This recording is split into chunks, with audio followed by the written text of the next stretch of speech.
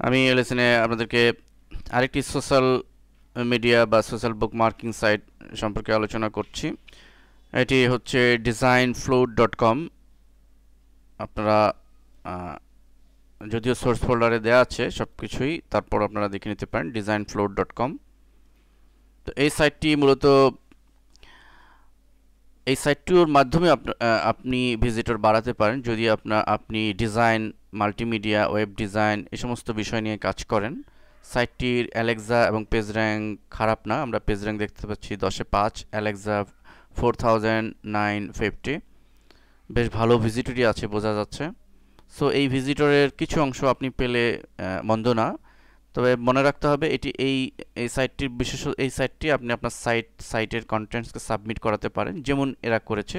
লক্ষ্য করুন এই সাইটে এখানে 338 lovely fonts and ding bed for Valentine's day, বিভিন্ন ধরনের ডিজাইন সম্পর্কিত টপিকস এখানে রয়েছে।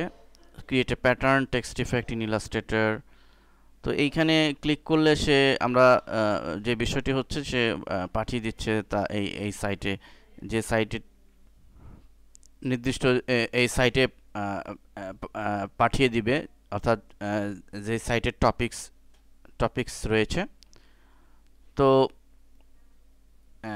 মূলত এই সাইটটি তৈরি করা হয়েছে এই বিষয়ের জন্যই, অর্থাৎ বিভিন্ন সাইটের ইনফরমেশন পোস্ট হচ্ছে কন্টিনিউ, এবং সেই পোস্টগুলো মাধ্যমে ভিজিটর আপনি পেতে পারেন।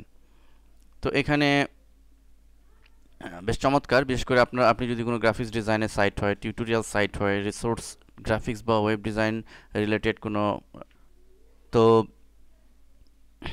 এবং web design related site, web design tutorial হোক বা ওয়েব ডিজাইন রিসোর্স হোক, ওয়েব ডিজাইনের বিজনেস রিলেটেড যে কোনো গ্রাফিক্স এবং ওয়েব ডিজাইন রিলেটেড সাইট যদি হয়, আপনারা টপে দেখলেই বুঝতে পারবেন design, web design news and tips.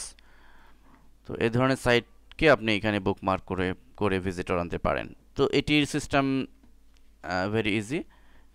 যথারীতি এখানে আপনাকে রেজিস্ট্রেশন করতে হবে, দেন আপনি যে সাইটকে এখানে করতে চান, এখানে দেখুন সাবমিট এ নিউ স্টোরি, এই লিঙ্কে ক্লিক করবেন। ফলে আমাদের এই লিস্ট চলে এসছে। এখানে please follow a few simple guidelines, এখানে তার গাইডলাইন দিচ্ছে। Quality content, is your story relevant to your site. এখানে আপনি যেটা সাবমিট করছেন এটি এই সাইটের সাথে রিলেভেন্ট কিনা সেটি কনফার্ম হন। Link directly to the source, এটি একটু পড়ে নেন, অর্থাৎ এই বিষয়টি এখানে যেন ডুপ্লিকেশন না থাকে, আপনার সাইটে কপি পেস্ট না থাকে, ইউনিক সাইটকেই তারা প্রেফার দিবে। এরপর আপনি এখানে ইউনিক নিউজ ইউআরএল, যে সাইটের জন্য পোস্ট দিবেন সেই সাইটের নাম। আমি এখানে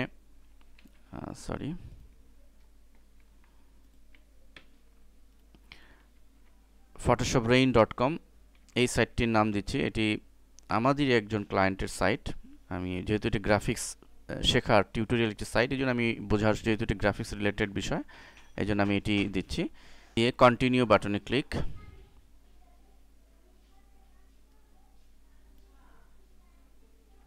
লক্ষ্য করুন এখানে স্টোরিটি ইউআরএল হয়েছে। এখন কিছু ঘর পূরণ করতে হবে, যেমন স্টোরি টাইটেল। আমরা এখানে স্টোরি টাইটেল দিব। তো আমরা এখান থেকে এই সাইটটি মূলত এই সাইটের কন্টেন্টসকেই বুকমার্ক করব। সো ধরুন আমি মাল্টি কালার ব্যাকগ্রাউন্ড টিউটোরিয়াল, এটিকে আমি ক্লিক করছি এবং ধরা যাক এইটি আমি বুকমার্ক করব এই সাইটে। তো আমি এখানে multi colour background tutorial headline দিচ্ছি। ক্যাটাগরি সিলেক্ট করে দিব, এখানে যেহেতু গ্রাফিক্স ডিজাইন আমি এটি সিলেক্ট করে দিলাম। ট্যাগস, আমরা যেহেতু ব্যাকগ্রাউন্ড টিউটোরিয়াল তাহলে আমরা ট্যাগে দিলাম ব্যাকগ্রাউন্ড, অর্থাৎ এই হেডলাইন এর যে কিওয়ার্ড সেই রিলেটেড বিষয়, ব্যাকগ্রাউন্ড টিউটোরিয়াল ফটোশপ। ডেসক্রিপশন, এখানে আমি শর্ট ডেসক্রিপশন দিয়ে দিব। এখানে ডেসক্রিপশনে আমি এখানে মূলত এই সাইটের যে প্রথম লাইনটি আছে এটি আমি কপি করে বা এখানে লিখেও দিতে পারি। In our past we learn various background tutorial by using many simple and hard tricks and technical by Photoshop. অথবা আমি এভাবে দিতে পারি যে in this tutorial you can learn how to create eye catching background by Photoshop. বাস এই এক লাইনই দিয়ে দিলাম। অ্যান্ড এখানে I'd like to enter my own summary, এটি একটু টিক চিহ্ন দিয়ে দিলাম। And you can add or change track link, দরকার নেই। এখানে একটা ক্যাপচা এন্ট্রি করতে হবে। আমি ক্যাপচা এন্ট্রি করছি, ENTENEMIJ